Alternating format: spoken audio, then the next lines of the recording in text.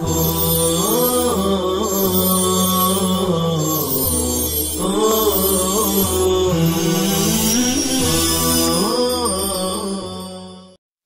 الله الرحمن الرحيم. وعن أبي محذورة رضي الله عنه قال: ألقى علي رسول الله صلى الله عليه وسلم التأذين هو بنفسه فقال: قل الله أكبر الله أكبر الله أكبر الله أكبر أشهد أن لا إله إلا الله أشهد أن لا إله إلا الله أشهد أن محمد رسول الله أشهد أن محمد رسول الله ثم تعود فتقول: أشهد أن لا إله إلا الله أشهد أن لا إله إلا الله أشهد أن محمد رسول الله أشهد أن محمد رسول الله حي على الصلاة حي على الصلاة حي على الفلاح حي على الفلاح الله أكبر الله أكبر لا إله إلا الله رواه مسلم۔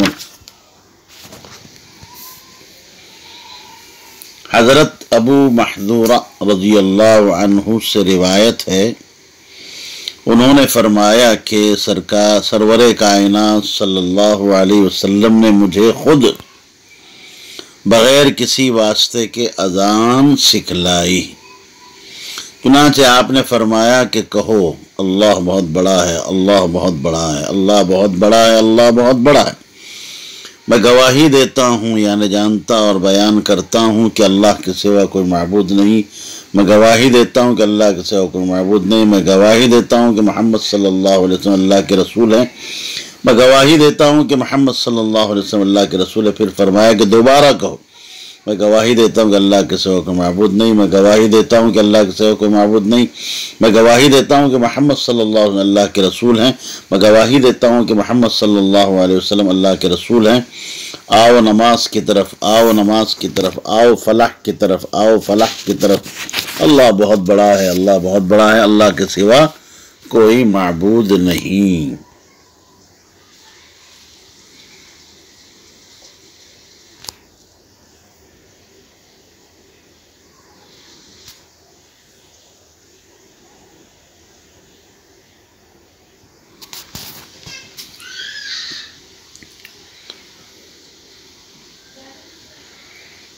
جی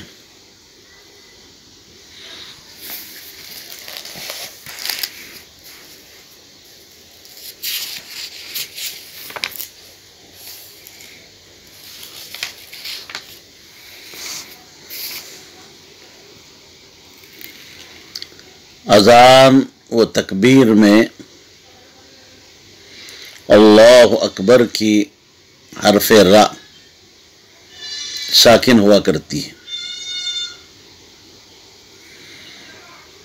دوسری بات یہ ہے کہ امام ابو حنیفہ اور اسی طریقے سے حضرت امام شافعی اور امام احمد یعنی ائمہ ثلاثہ بلکہ جمہور علماء کے نزدیک یہ کلمہ اذان میں پہلی بار 4 مرتبہ کہا جاتا ہے: اللہ اکبر اللہ اکبر اللہ اکبر اللہ اکبر۔ امام مالک رحمۃ اللہ علیہ کے نزدیک 2 مرتبہ۔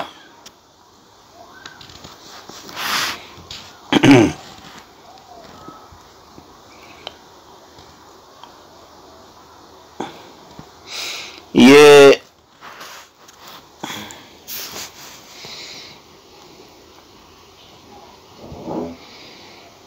اس کلمے کو 4 مرتبہ کہنے میں ایک لطیف نکتہ ہے، وہ یہ ہے کہ اللہ کی کبریائی اور اس کی عظمت اور بڑائی کا اعلان 4 دانگ عالم میں جاری اور حاوی ہے،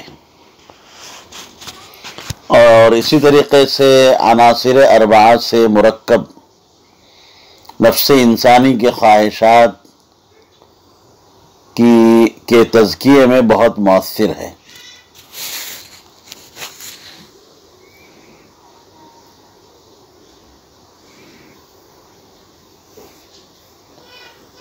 جی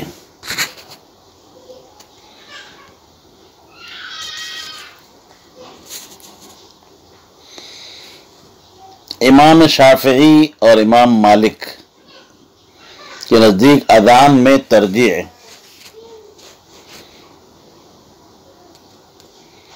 ترجیح کا مطلب ہوتا ہے شہادتین، اشہد ان لا الہ الا اللہ اور اشہد ان محمد رسول اللہ، ان کو 2 مرتبہ کہنا چاہیے، 2 مرتبہ کہنا سنت ہے۔ ترجیح کی شکل یہ ہوگی کہ پہلے شہادتین کو 2 مرتبہ پست آواز سے اور دھیمی آواز سے کہا جائے، پھر دوسری 2 مرتبہ جو ہے بلند آواز سے۔ ان حضرات کی دلیل یہی حدیث ہے، حضرت ابو محذورہ ہی کی حدیث سے یہ استدلال کرتے ہیں۔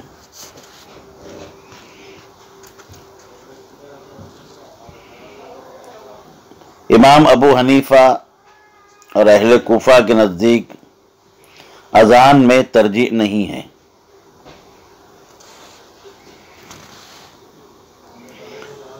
وہ حضرات کہتے ہیں کہ تکرار، حضرت ابو محذورہ کی روایت میں جو تکرار کا ذکر ہے، اس کا مقصد تعلیم تھا، نہ کہ تشریع۔ پہلی مرتبہ ابو محذورہ نے جب شہادتین کو دھیمی آواز سے کہا تو آپ صلی اللہ علیہ وسلم نے ان سے فرمایا کہ ان کلمات کو پھر سے ادا کرو اور بلند آواز سے ادا کرو۔ چنانچہ اس سلسلے میں حضرت ابو محذورہ کی جو ایک دوسری روایت منقول ہے، اس میں ترجیح نہیں ہے۔ اسی طریقے سے حضرت عبداللہ بن زید ابن عبد ربیہ کی جو حدیث ہے، اس میں بھی جو ہے اذان کے باب میں جو ہے اصل کی حیثیت رکھتی ہے، اس میں بھی ترجیح کا ذکر نہیں ہے۔ اسی طرح حضرت بلال جو رئیس المؤذنین ہیں، ان کی اذان میں، اس طرح عبداللہ ابن ام مکتوم رضی اللہ تعالیٰ عنہ کی اذان میں جو مسجد نبوی میں اذان دیا کرتے تھے، اسی طریقے سے حضرت سعد کی اذان میں جو مسجد قباء کے مؤذن تھے، ترجیح کا ذکر نہیں ہے، ترجیح منقول نہیں ہے۔ پھر ایک اس سلسلے میں حضرت ابو محذورہ کے ساتھ جو واقعہ پیش آیا تھا، اس سے بھی یہ بات یہی ثابت ہوتا ہے کہ تکرار شہادتین کی تعلیم کے لیے تھا، نہ کہ تشریع کے لیے۔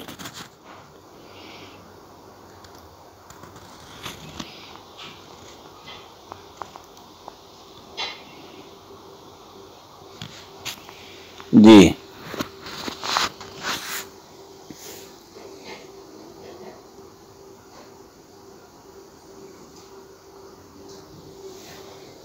الفصل الثاني عن ابن عمر قال كان الأذان على عهد رسول الله صلى الله عليه وسلم مرتين والإقامة مرة غير أنه كان يقول قد قامت الصلاة رواه أبو داود والنسائي والدارمي۔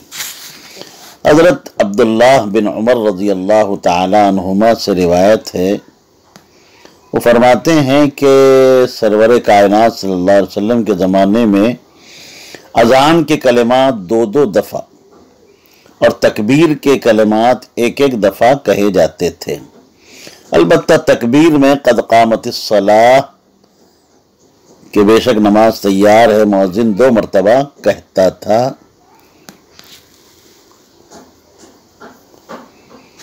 دیکھیے اس حدیث میں عبداللہ بن عمر رضی اللہ تعالیٰ عنہ فرما رہے ہیں کہ حضور علیہ السلام کے زمانے مبارک میں اذان کے کلمات 2 مرتبہ کہے جاتے تھے، تو اس کا مطلب یہ ہے کہ شروع میں اللہ اکبر 4 مرتبہ کہتے اور اخیر میں لا الہ الا اللہ 1 مرتبہ کہتے۔ ان دونوں کے علاوہ بقیہ جو کلمات ہیں وہ 2 مرتبہ کہے جاتے تھے۔ جی اقامت میں جس طرح قد قامت الصلاۃ کا استثناء کیا گیا، اسی طرح تکبیر یعنی اللہ اکبر کو بھی مستثنیٰ کرنا مناسب تھا، کیونکہ تکبیر بھی بلا اختلاف اول و آخر میں مکرر ہے۔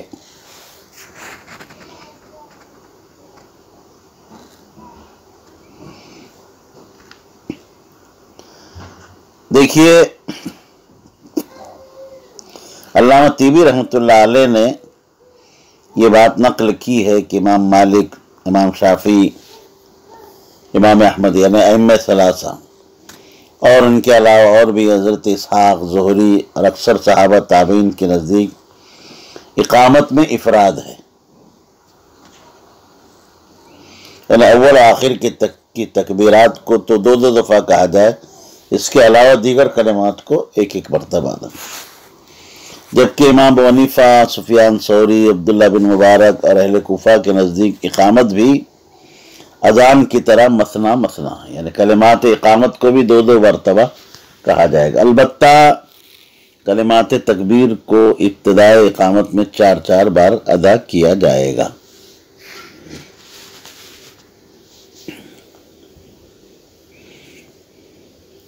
امام مالک کا مشہور قول یہ ہے کہ اقامت میں قد قامت الصلاۃ کے کلمے کو صرف ایک مرتبہ کہا جائے گا، کیونکہ اقامت کے دیگر کلمات کو بھی جمہور کے نزدیک ایک ایک بار ہی کہا جاتا ہے، اس لیے قد قامت الصلاۃ کو بھی ایک بار کہا جائے گا، لیکن جمہور ائمہ کے نزدیک قد قامت الصلاۃ کے لفظ کو بھی 2 مرتبہ کہنا چاہیے۔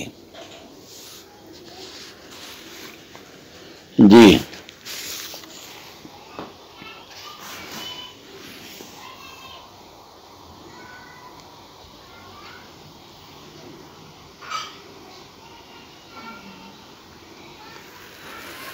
وعن ابی محذورۃ ان النبی صلی اللہ علیہ وسلم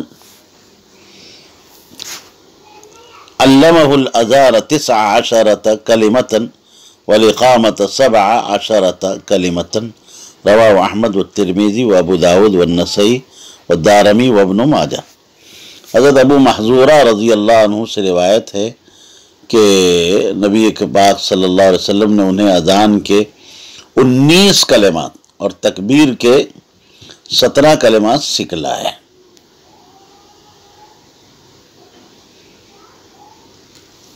دیکھیے اس سلسلے میں احناف کا مسلک یہ ہے کہ اذان کے کلمات 15 ہیں، مگر اس حدیث میں 19 کلمات ذکر کیے گئے۔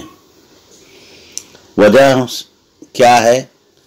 وجہ اس کی یہ ہے کہ 19 کلمات ترجیح سمیت ہوتے ہیں۔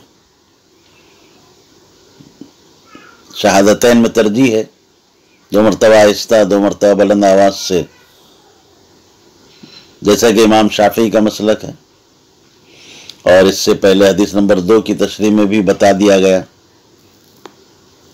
احناف کے نزدیک ترجیح، جیسے میں بھی بتایا کہ تعلیم پر محمول ہے، وہ مشروع نہیں ہے۔ تکبیر کے 17 کلمات بتائے گئے، اس طرح پر کہ ترجیح کے 4 کلمات الگ کر کے اور 2 کلمات قد قامت الصلاۃ کے بڑھا کر تکبیر کے کلمات 17 ہوئے۔ امام صاحب کا مسلک بھی یہی ہے، لہذا یہ حدیث اذان کے بارے میں تو شوافع کے جو ہے مسلک کی تائید کر رہی ہے کہ ان کے یہاں اذان کے کلمات 19 ہوتے ہیں، جس کا جواب ہم دے چکے ہیں احناف کی طرف سے، اور تکبیر کے بارے میں احناف کے مسلک کے موافق ہے کہ ان کے یہاں تکبیر کے کلمات 17 ہوتے ہیں۔ چنانچہ تکبیر کے کلمات کی تعین میں احناف کی جانب سے یہی حدیث بطور دلیل کے پیش کی جاتی ہے، اور اسی سے وہ استدلال کر رہے ہیں۔ اس سے پہلے والی حدیث میں، جس میں امام شافعی کے مسلک کے مطابق تکبیر کے کلمات کی تعداد 11 ثابت ہوتی ہے، اگر صحیح ہے تو اس حدیث سے منسوخ ہے، اس حدیث سے وہ حدیث کیا ہے؟ منسوخ ہے۔ وعنہ قال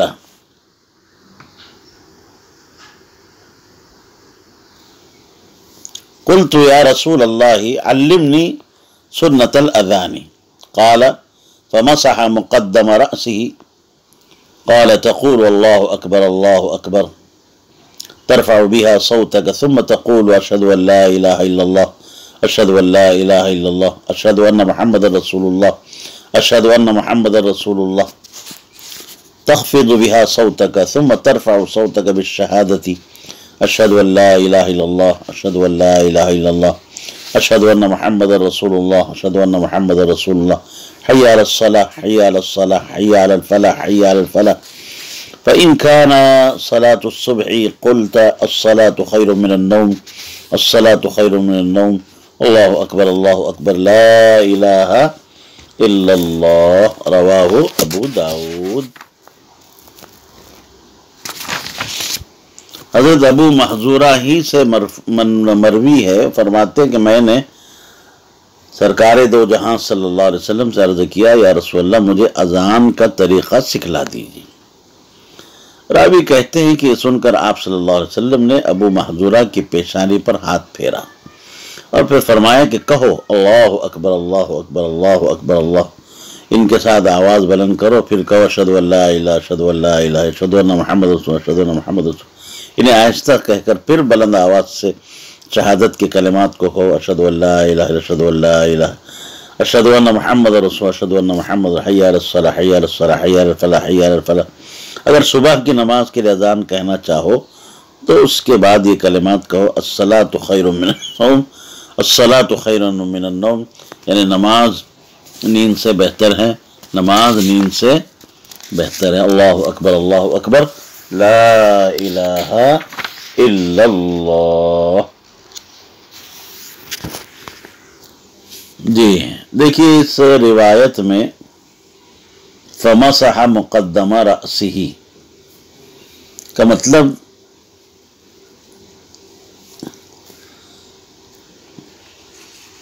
जो मैंने अभी तर्जुमे में बताया कि आपके पेशानी पर हाथ फेरा।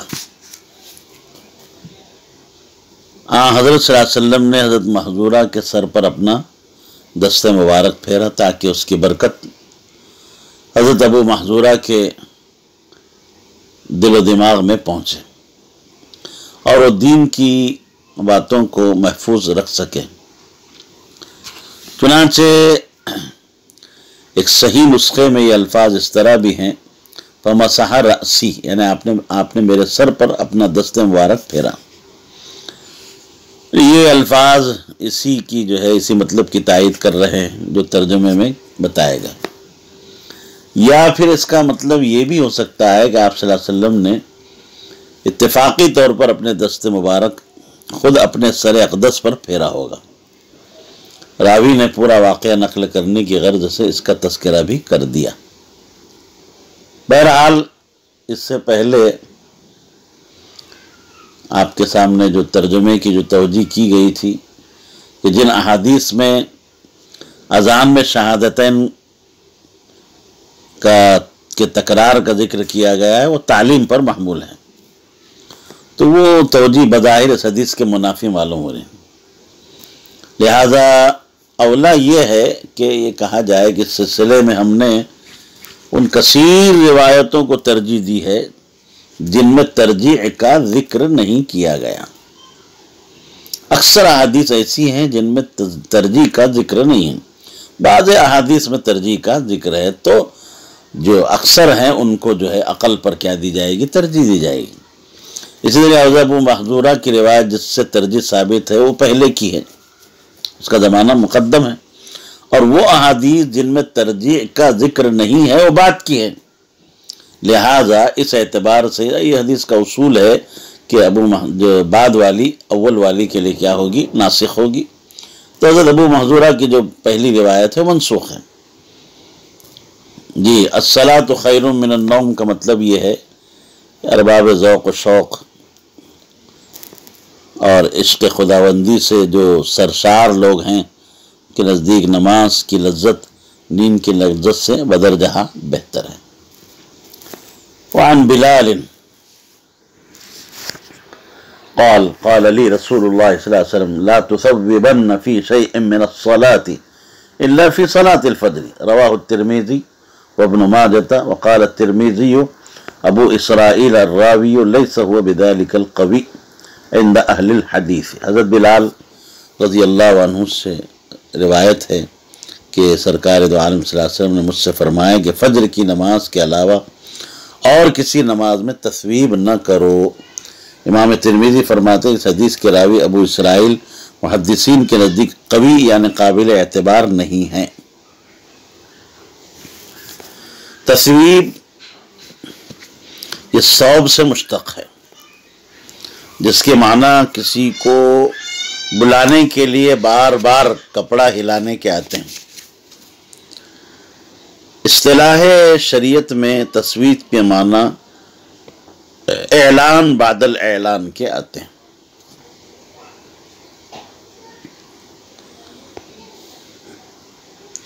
یعنی پہلے ایک اعلان ہو چکا ہو اور اس کی غرض اور اس سے پہلے کے اعلان کی غرض ایک ہی ہو۔ مثلا پہلے اعلان سے لوگوں کو نماز کے لیے بلانا مقصود تھا، تو اس اعلان سے بھی یہی مقصود ہو۔ تصویب کی کئی قسمیں ہیں۔ ایک تو یہ ہے کہ فجر کی اذان میں الصلاۃ خیر من النوم کہنا، یہ تصویب کا مقصد یہ ہے کہ ایک مرتبہ حی علی الصلاۃ کہہ کر تو لوگوں کو نماز کے لیے بلایا گیا، پھر دوبارہ الصلاۃ خیر من النوم کے ذریعے سے لوگوں کو آگاہ کیا گیا۔ یہ تصویب آپ صلی اللہ علیہ وسلم کے زمانے میں رائج تھی اور مسنون یہی ہے۔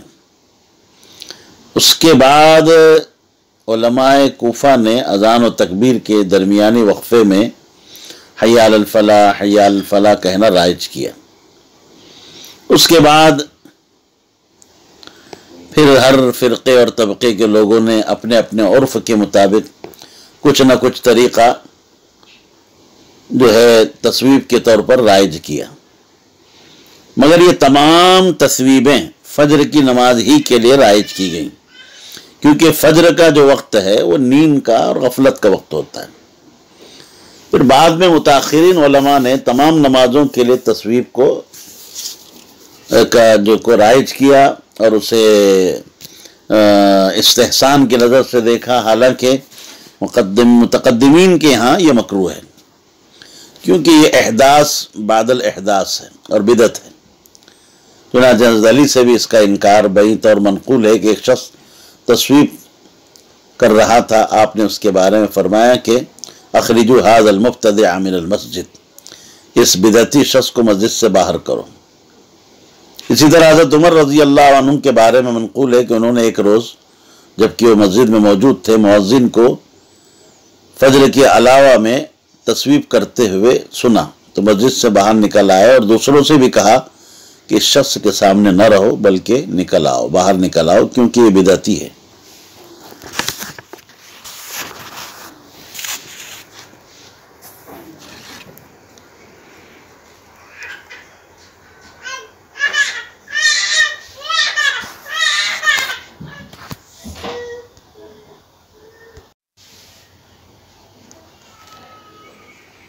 وعن جابر أن رسول الله صلى الله عليه وسلم قال لبلال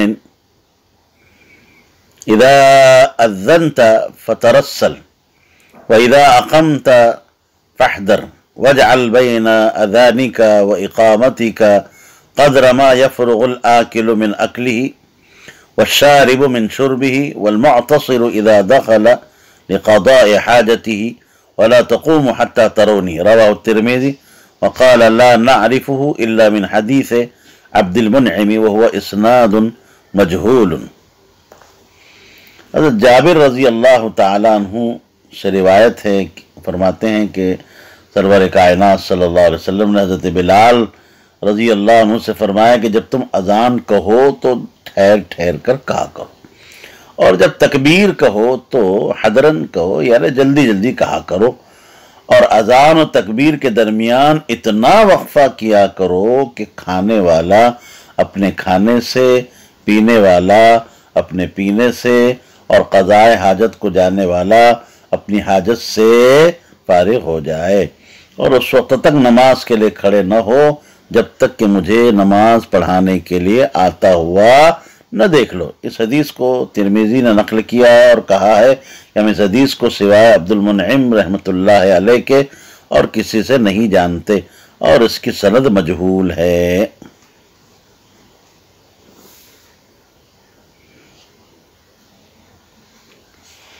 جی، پہلی بات تو یہ ہے کہ اذان میں جو ہے ٹھہر ٹھہر کر کہنا چاہیے، یعنی اس کے کلمات کو ایک دوسرے سے الگ الگ کر کے اور خفیف سا سکتہ کر کے ٹھہر ٹھہر کر اس کو ادا کرنا چاہیے۔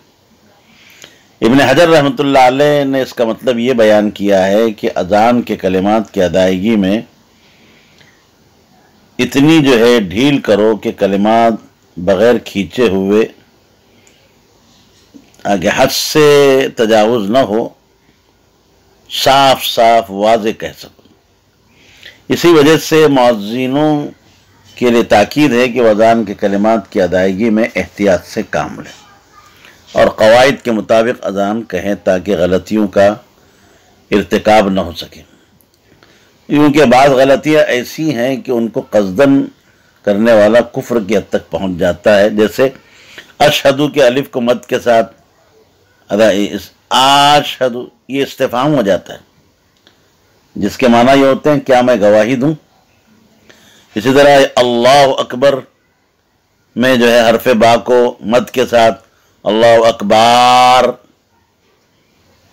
کھینچ کر پڑھنا، یہ لفظ جو ہے کبر کی جمع ہو جائے، جس کے معنی اس جو ہے تبلے کے آتے ہیں جس کا ایک منہ ہوتا ہے اور دائرے کی شکل میں ہوتا ہے، یا اس طرح لفظ جو ہے لفظ الہ پر وقف کرنا اور اللہ سے ابتدا کرنا، یہ سب جو ہے غلطیاں ہیں۔ حدیث کے آخری جملے کا مطلب یہ ہے کہ جب مؤذن تکبیر کے لیے کھڑا ہو تو جب تک تم مجھے مسجد میں آتا ہوا نہ دیکھ لو نماز کے لیے کھڑے نہ ہو۔ کیوں کہ امام کی آمد سے پہلے ہی کھڑے ہو جانا خواہ کے جو ہے تکلیف اٹھانا ہے، حرج میں پڑھنا ہے جس کا کوئی فائدہ نہیں۔ غالباً آپ صلی اللہ علیہ وسلم نماز پڑھانے کے لیے اپنے حجرہ شریفہ سے اس وقت نکلتے ہوں گے جبکہ مؤذن تکبیر شروع کر دیتا ہوگا، اور جب مؤذن تکبیر کہتا ہوا حی علی الصلاۃ پر پہنچتا ہوگا تو آپ اس وقت محراب میں داخل ہوتے ہوں گے۔ اسی وجہ سے ہمارے ائمہ نے یہ بات کہی ہے کہ جب مؤذن تکبیر شروع کر دے اور حی علی الصلاۃ پر پہنچے تو امام اور مقتدیوں کو کھڑے ہو جانا چاہیے، اور جب مؤذن قد قامت الصلاۃ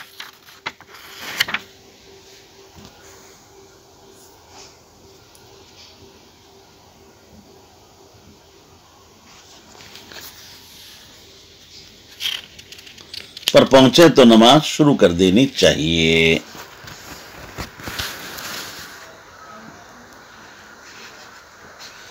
دیکھیے اس سلسلے میں یاد رکھیں کہ امام مالک اور جمہور علماء کے نزدیک قیام الی الصلاۃ کی کوئی حد نہیں۔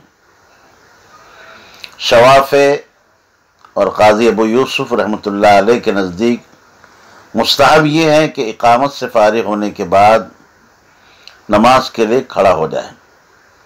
امام احمد رحمۃ اللہ علیہ کے نزدیک جب مکبر ایک بار قد قامت الصلاۃ کہے اس وقت مقتدیوں کو کھڑے ہو جانا چاہیے، اور جب دوسری بار قد قامت الصلاۃ کہے تو نماز شروع کر دینی چاہیے، یعنی نیت اور افتتاح صلاۃ کے دوسرے مقدمات شروع کر دے تاکہ امام کی تکبیر سے مقتدیوں کی تکبیر متصل ہو جائے۔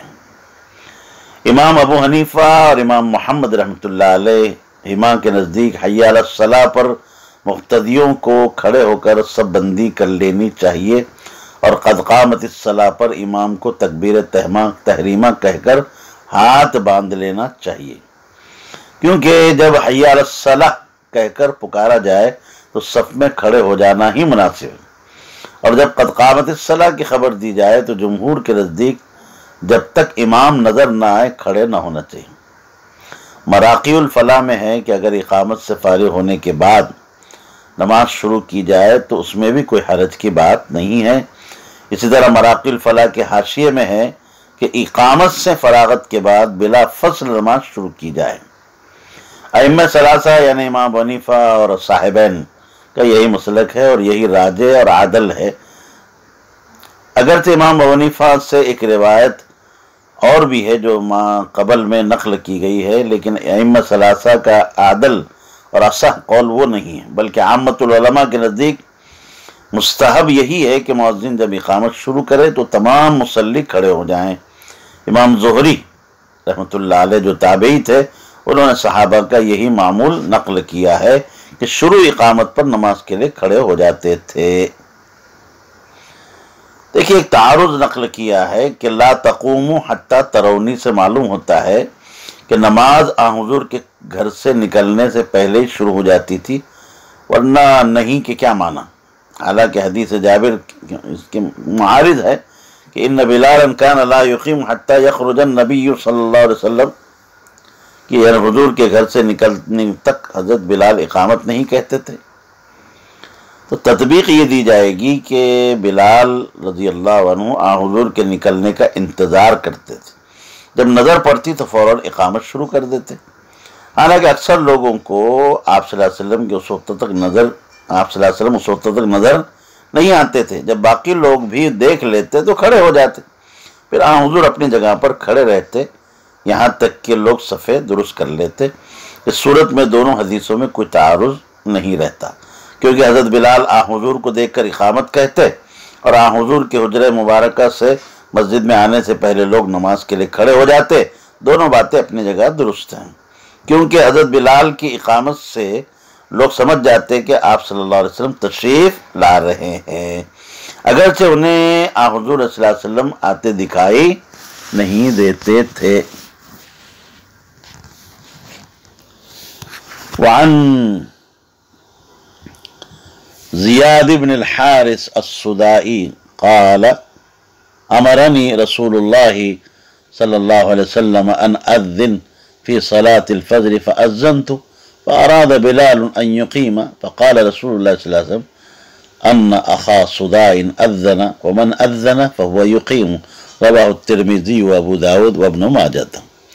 حضرت زید بن حارث صدائی رضی اللہ عنہ فرماتے ہیں کہ نبی کریم صلی اللہ علیہ وسلم نے مجھ سے فجر کی نماز کے لیے اذان دینے کا حکم دیا، چنانچہ میں نے تعمیل ارشاد میں اذان کہی، پھر حضرت بلال نے تکبیر کہنی چاہی، تو آپ صلی اللہ علیہ وسلم نے آپ نے فرمایا کہ صدائی کے بھائی نے اذان کہی تھی اور جو اذان کہے اسی کو تکبیر بھی کہنی چاہیے۔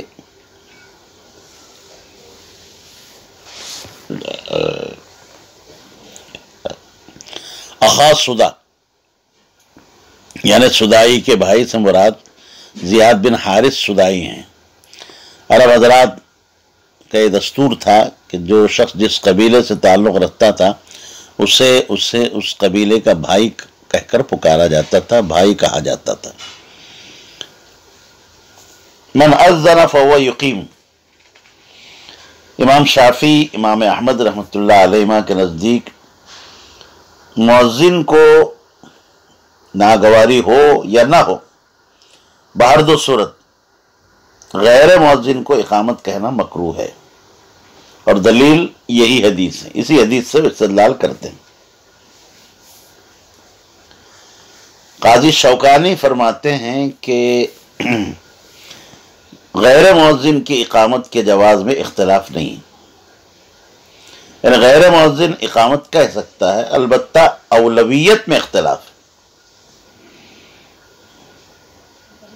امام ابو حنیفہ، امام مالک، ابو ثور، اکثر اہل کوفہ، اہل حجاز کے نزدیک غیر مؤذن کی اقامت بلا کراہت جائز ہے، جیسے کہ ابو داؤد کی ایک روایت میں انہ علیہ السلام قال لعبداللہ ابن زید لقنها بلالا فأذن بلال ثم امر النبی صلی اللہ علیہ وسلم عبداللہ ابن زید فاقام۔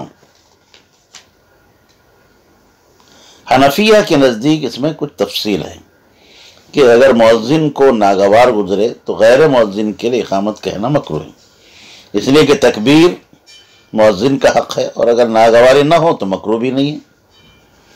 ابو داؤد کی روایت کا جواب یہ ہے کہ زیاد بن حارث جدید الاسلام تھے، اس لیے ان کو غیر کی اقامت سے ناگواری ہوگی، اس لیے آپ صلی اللہ علیہ وسلم نے منع فرمایا۔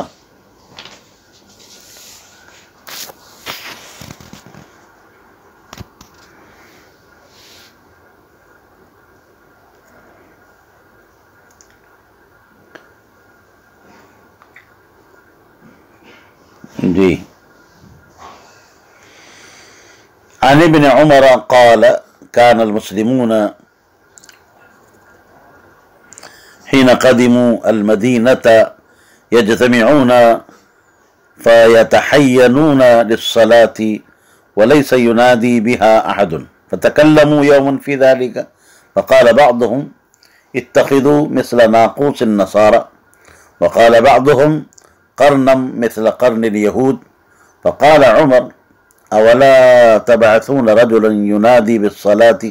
فقال رسول الله صلى الله عليه وسلم يا بلال قم فنادي بالصلاة، متفق علیہ۔ حضرت ابن عمر رضی اللہ عنہ سے منقول ہے، فرماتے ہیں کہ مسلمان جب مدینہ میں آ کر جمع ہو گئے تو نماز کے لیے وقت اور اندازہ معین کرنے لگے، کیونکہ کوئی آدمی نماز کے لیے بلانے والا نہ تھا۔ ایک روز جب اس مسئلے پر گفتگو ہوئی تو بعضوں نے کہا کہ نصارہ کی طرح ناقوس بنا لیا جائے، اور بعضوں نے کہا کہ یہود کی طرح جو ہے شنکھ بنا لیا جائے۔ یہ تمام تجاویز سن کر حضرت عمر رضی اللہ عنہ نے فرمایا کہ ایک آدمی کیوں نہ مقرر کر دیا جائے جو نماز کے لیے لوگوں کو بلا لیا کرے۔ چنانچہ حضرت صلی اللہ علیہ وسلم نے فرمایا کہ بلال کھڑے ہو کر نماز کے لیے منادی کر دیا کرو، متفق علیہ۔ دیکھیے آپ صلی اللہ علیہ وسلم نے حضرت بلال کو منادی کرنے کا جو حکم دیا تھا اس کا مطلب یہ تھا کہ جب نماز کا وقت ہو جائے تو کسی بلند جگہ پر کھڑے ہو کر الصلاۃ جامعۃ کہہ دیا کرو۔ یہ آواز سن کر لوگ نماز کے لیے حاضر ہو جایا کریں گے۔ لہذا منادی سے مراد نماز کے لیے محض اعلان کرنا ہے، نہ کہ اس سے شرعی منادی یعنی اذان مراد ہے۔ اس توجیہ سے پہلی احادیث میں تطبیق ہو جاتی ہے، کیونکہ پہلے ایک مجلس میں اس طرح اعلان کرنے کی تجویز پاس ہوئی، پھر بعد میں جب دوسری مجلس میں اس پر بحث مباحثہ ہوا تو عبداللہ بن زید رضی اللہ عنہ نے اذان کا خواب دیکھا، اور اذان حضرت صلی اللہ علیہ وسلم نے یا تو وحی آ جانے کے بعد یا اپنے اجتہاد سے کام لے کر حضرت عبداللہ بن زید کے خواب کے مطابق اذان مشروع فرما دی۔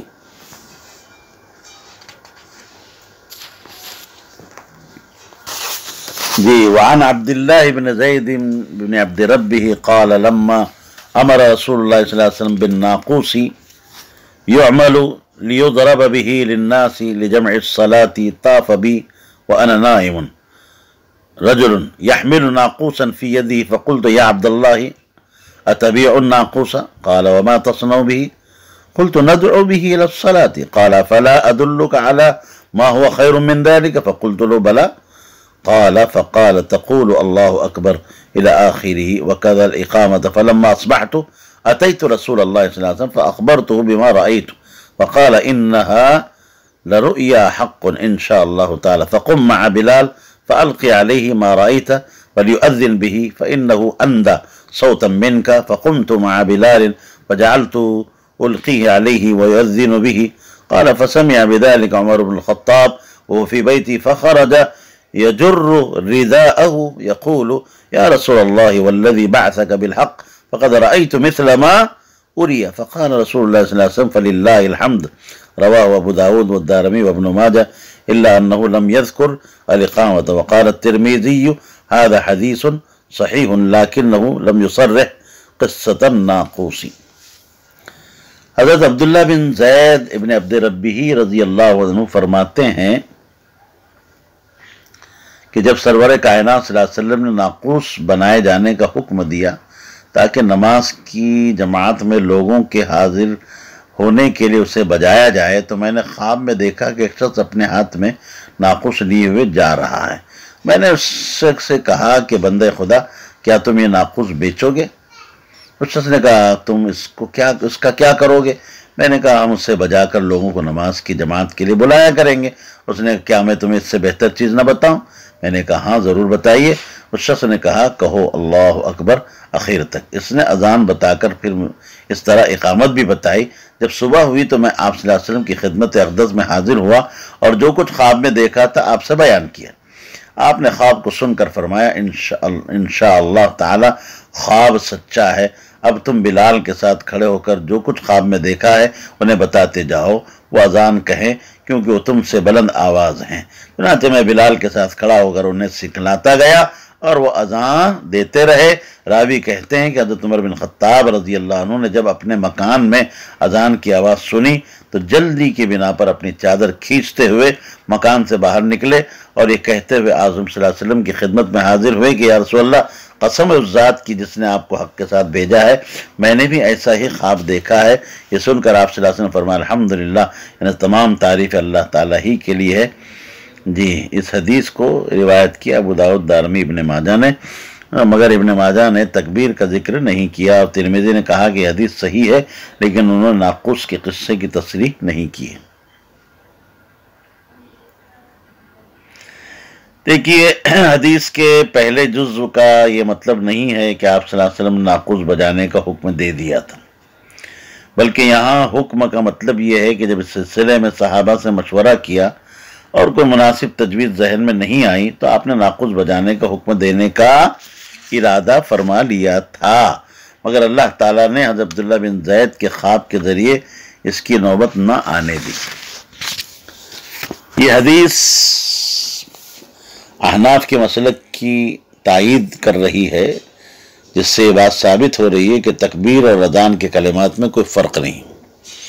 جس طرح اذان کے کلمات کو سوائے شروع میں اللہ اکبر اور اخیر میں اللہ الہ الا اللہ کے 2 مرتبہ کہا جاتا ہے، اسی طرح تکبیر کے کلمات کو بھی 2 مرتبہ کہا جاتا ہے۔ البتہ تکبیر میں صرف قد قامت الصلاۃ کا اضافہ ہے جو اذان میں نہیں ہے۔ حضرت عبداللہ کے خواب کو سن کر آپ صلی اللہ علیہ وسلم نے اس کی تصدیق فرمائی، یہ خواب سچا ہے۔ اب اس کی تصدیق کا تعلق ہو سکتا ہے کہ یہ وحی سے ہوگا، اللہ تعالیٰ نے بذریعہ وحی اس خواب کے سچا ہونے کی آپ کو خبر دی، اس لیے آپ نے بھی اسے حق کہا، یا یہ کہ آپ نے اپنے اجتہاد کی بنا پر اس خواب کو سچ مانا۔ اس موقع پر آپ کا انشاءاللہ کہنا یہ بغرض برکت تھا اور اظہار طمانینت کے لیے تھا، شک کے لیے نہیں۔ اذان کی آواز سن کر حضرت عمر نے آپ کی خدمت میں حاضر ہو کر جو یہ کہا میں نے بھی ایسا ہی خواب دیکھا تھا، تو ہو سکتا ہے کہ انہوں نے یہ بات اس وقت کہی ہو جب انہیں معلوم ہو گیا ہو یہ اذان عبداللہ بن زید کے خواب کے نتیجے میں کہی گئی، یا پھر انہیں اس خواب کا علم مکاشفہ کے ذریعے ہو گیا ہوگا۔ نووی فرماتے ہیں کہ حدیث سے یہ مسئلہ مستنبط ہو رہا ہے کہ مؤذن کا بلند آواز اور خوش گلو ہونا مستحب ہے۔ آخر میں اتنی بات مزید جان لیجئے کہ اذان کی مشروعیت سن 2 ہجری میں ہوئی ہے، مگر کچھ علماء کی تحقیق یہ ہے کہ اذان ہجرت کے پہلے سال مشروع ہوئی ہے۔ اب یہ ایک مسئلہ ہے کہ غیر نبی کے خواب پر حکم شرعی کیسے مرتب کیا گیا۔ آپ صلی اللہ علیہ وسلم نے ان کے حضرت عبداللہ بن زید بن عبد ربی کے خواب کو حق بتایا، اس کی کئی وجوہ ہے، محدثین نے بیان کی ہے۔ آپ صلی اللہ علیہ وسلم نے ایک تو یہ ہے کہ آپ صلی اللہ علیہ وسلم نے کلمات کے قرائن سے معلوم کر لیا کہ یہ القاء شیطانی نہیں ہے بلکہ القاء رحمانی ہے۔ دوسری توجہ یہ ہے کہ ہو سکتا ہے کہ آپ، جیسے میں نے بھی بتایا، کہ آپ کو بذریعہ وحی اس خواب کی حقانیت کی اطلاع دی گئی۔ تیسری بات یہ ہے کہ حضور پاک صلی اللہ علیہ وسلم نے شب معراج میں 7ویں آسمان پر یہ کلمات سنے تھے۔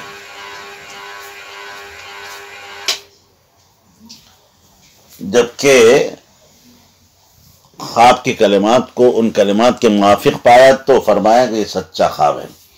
اب یہ اشکال بھی نہیں رہا کہ غیر نبی کے خواب پر حکم شرعی کو کیسے مرتب کیا گیا۔ پھر حضرت عبداللہ بن زید کی اذان سے مشروعیت اذان میں ان کی عظمت شان کا اظہار ہوتا ہے۔ یہ در حقیقت فیض صحبت نبی کی جو برکت ہے کہ وہ اس قابل ہوئے کہ ان کے خواب پر حکم شرعی مرتب ہو گیا۔ یہی وجہ ہے کہ آپ صلی اللہ علیہ وسلم نے فللہ الحمد فرمایا۔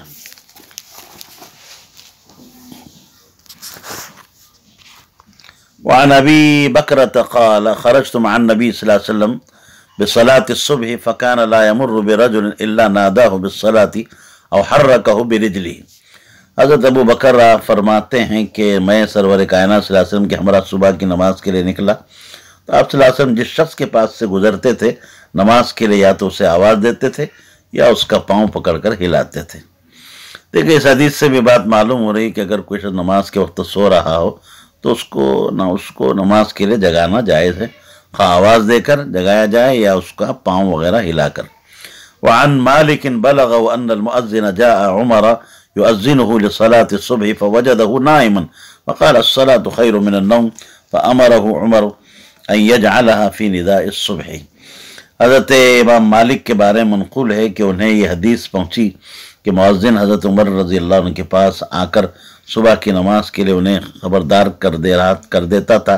چنانچہ ایک دن مؤذن نے حضرت عمر کو سوتا ہوا پایا تو کہا کہ الصلاۃ خیر من النوم، نماز نیند سے بہتر ہے۔ حضرت عمر نے مؤذن کو حکم دیا کہ کلمہ صبح کی اذان میں شامل کیا جائے۔ رواہ فی المعطا۔ بظاہر دیکھو اس حدیث سے یہ بات معلوم ہو رہی ہے کہ فجر کی نماز کی اذان میں الصلاۃ خیر من النوم کا کلمہ حضرت عمر نے اضافہ کروایا تھا، حالانکہ ایسا نہیں ہے۔ کیوں؟ اس لیے کہ فجر کی اذان میں کلمہ کہنا تو شروع ہی سے مسنون تھا۔ اب اس حدیث کی جو ہے مختلف توجیحات کی گئی ہیں، لیکن سب سے زیادہ مناسب اور بہترین توجیح جو ہے جو یہی ہے کہ جب مؤذن حضرت عمر کو سوتا ہوا دیکھ کر ایک کلمہ کہا تو انہیں ناگوار ہوا اور فرمایا کہ کلمہ صبح کی اذان میں شامل کیا جائے، یعنی یہ کلمہ فجر کی اذان ہی میں کہنا سنت ہے، اسی موقع پر تمہیں یہ کلمہ کہنا چاہیے، اذان کے سوا سوتے ہوئے کو جگانے کے لیے کلمہ استعمال کرنا مناسب نہیں ہے۔ وعن عبد الرحمن بن سعد بن عمار ابن سعد مؤذن رسول اللہ صلی اللہ علیہ وسلم قال حدثني ابي عن ابيه عن جدي ان رسول الله صلی اللہ علیہ وسلم امر بلالا ان يجعل اصبعيه في اذنيه وقال انه ارفع لصوتك رواہ ابن ماجہ۔ حضرت عبد الرحمن بن سعد بن عمار بن سعد مؤذن رسول خدا صلی اللہ علیہ وسلم کہتے ہیں کہ مجھ سے میرے والد سعد نے، اور انہوں نے اپنے والد عمار سے، اور انہوں نے سعد کے دادا سے جن کا نام بھی سعد تھا، سنا کہ سرور کائنات صلی اللہ علیہ وسلم نے حضرت بلال عنہ کو حکم دیا کہ وہ اذان کہتے وقت اپنی دونوں انگلیوں کو کانوں میں دے لیا کرے، کیونکہ اس سے آواز زیادہ بلند ہو جاتی ہے۔ حضرت سعد جن کا حوالہ میں اس سے پہلے بھی آپ کو دے چکا ہوں، آپ صلی اللہ علیہ وسلم کی طرف سے مسجد قباء میں مؤذن تھے۔ آپ صلی اللہ علیہ وسلم کی وفات تک یہ اس مسجد میں اذان دیتے رہے، کہتے رہے۔ آپ کی وفات کے بعد حضرت بلال رضی اللہ عنہ مسجد نبوی میں اذان کہنا چھوڑ کر شام چلے گئے، تو حضرت ابو بکر نے انہیں مسجد قباء سے بلا کر مسجد نبوی میں اذان کہنے کی خدمت پر مامور فرمایا، اور یہ اپنی زندگی کے آخری لمحے تک اس جو ہے باسعادت خدمت کو انجام دیتے رہے۔ حضرت سعد کے صاحبزادے ہیں حضرت عمار، تابعی ہے، مقبول ہے، اور ان کے بیٹے ہیں، یعنی حضرت سعد کے پوتے کا نام بھی سعد ہے، اور ان کے صاحبزادے حضرت الرحمن مستور ہیں۔ اس طرح عمار کے والد حضرت سعد ان کے لڑکے سعد کے دادا ہوئے۔ چنانچہ یہ حدیث عبد الرحمن نے اپنے دادا حضرت سعد سے نقل کی ہے، اور انہوں نے اپنے والد حضرت عمار سے نقل کی ہے جو تابعی ہیں، اور انہوں نے اپنے والد مکرم حضرت سعد رضی اللہ عنہ سے سنا ہے جو صحابیت کی سعادت سے مشرف ہے۔ ابی ہی اور جدی دونوں کی ضمیر لفظ ابی کی طرف راجع ہیں۔ اس حدیث سے بات معلوم ہو رہی ہے کہ اذان کے وقت کانوں میں انگلیاں اس لیے دی جاتی ہیں تاکہ آواز زیادہ سے زیادہ بلند ہو سکے، اور اس میں شاید حکمت یہ ہے کہ کانوں میں انگلیاں رکھ لینے سے بلند آواز ہی مؤذن کے کان میں آئے گی، اس لیے وہ اس کی کوشش کرے گا کہ جہاں تک ہو سکے پورے زور سے چلا کر آواز سے اذان کہے۔